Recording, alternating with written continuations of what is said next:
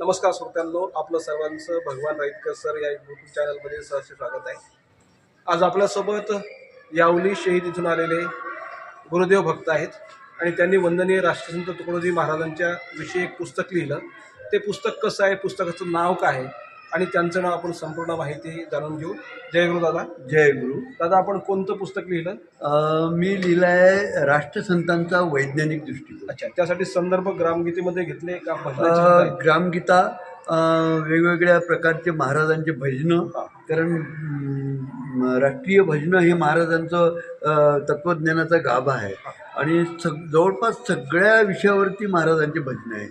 तर त्यामुळं त्यांचे भजनं घेणं अनिवार्य आहे. आता मला सांगा की जनरली संतांच्या साहित्यावर लिहिताना आध्यात्मिक दृष्टिकोन लिहिला जातो, हो, मानवतावादी दृष्टिकोन लिहिला जातो, बरोबर. परंतु तुमच्या मनामध्ये आध्यात्मिक किंवा वैज्ञानिक दृष्टिकोन कसा लिहिण्याची इच्छा निर्माण झाली? बरोबर आहे. मी असा विचार केला की जे संत झाले जवळपास आपला म्हणजे आपण ज्ञानेश्वर, चक्रधर, तुकाराम यांचा विषय पकडला, 400 ते 700 800 वर्षापूर्वी संतांचा विचार केला तुम्ही. हो, आणि त्यामध्ये राष्ट्रसंत वैज्ञानिकवादी कसे आहेत मी हे मांडण्याचा समजतो प्रयत्न केला की राष्ट्रसंत हे या संत मालिकेतले शेवटचे संत आहेत आणि त्यांचं तत्त्वज्ञान त्यामुळेच आतापर्यंत विज्ञान आणखी प्रगत झालं.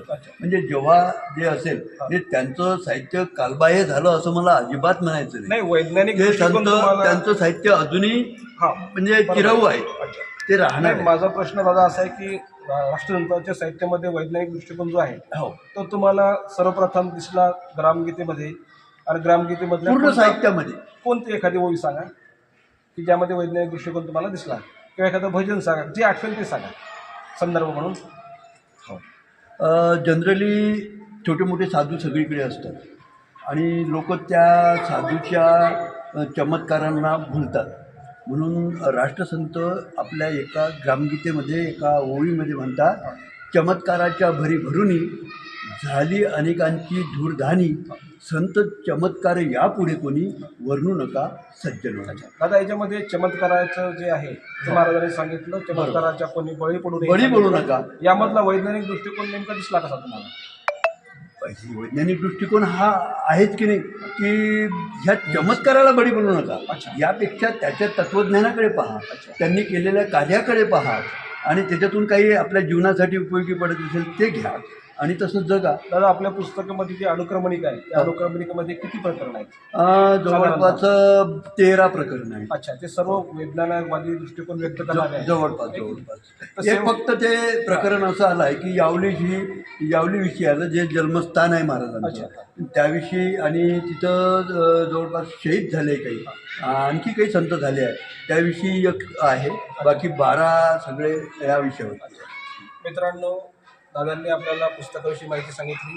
खरं म्हणजे संत हे समाजाला दिशा देण्याचं काम करत असतात, मानवता शिकवण्याचं काम करत असतात.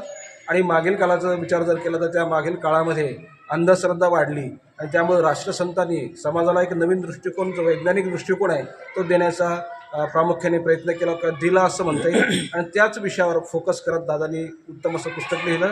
त्यांच्या पुस्तकासाठी खूप खूप शुभेच्छा. सर्व वाचकांनी पुस्तकं वाचून आपला वैचारिक दृष्टिकोन, आपला वैज्ञानिक दृष्टिकोन अधिक वृद्धिंगत करावा अशी अपेक्षा व्यक्त करतो. दादांनी अमेझॉनवर उपलब्ध आहे, हा पुस्तक उपलब्ध आहे दादांनी सांगितलं. आणि यावलीवरही संपूर्ण जी टीम आलेली आहे या टीमचे आणि दादांचे आपल्या चॅनलच्या वतीनं खूप खूप मनपूर्वक धन्यवाद. जय गुरु. जय गुरु.